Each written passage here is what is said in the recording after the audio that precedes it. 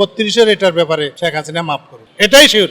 এই যে ওই তার এমপিদের যাদের বাড়িঘর ফুটছে, এটা তো তাদের বাড়িঘর নয়, এটা তো দুর্নীতির টাকা, হকহালালির টাকার নয়। ওগুলা যাইতে পারে, মাফ হতে পারে, কিন্তু 32-এর এটার ব্যাপারে শেখ হাসিনা মাফ করুন, এটাই শিওর। সকল হত্যার বিচার হবে, বিচার প্রার্থী আপনি, আদালত ওখানে বাদী করছে আপনাকে, তো আপনি আপনার ভাইয়ের হত্যার বিচার চাবেন না?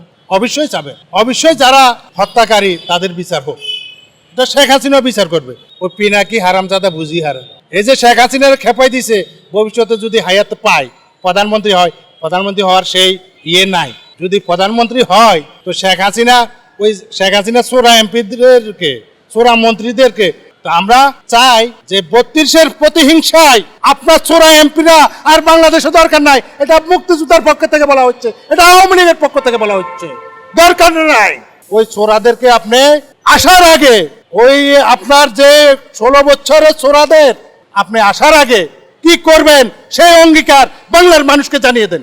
ওদের কি হবে না, ওদের সহযোগিতা করবেন, আবার না আগে ওদের সহযোগিতা করবেন, তাহলে ওদের সহযোগিতা করলে আপনি এই নুসব দুর্নীতির কথা কিভাবে বলবেন?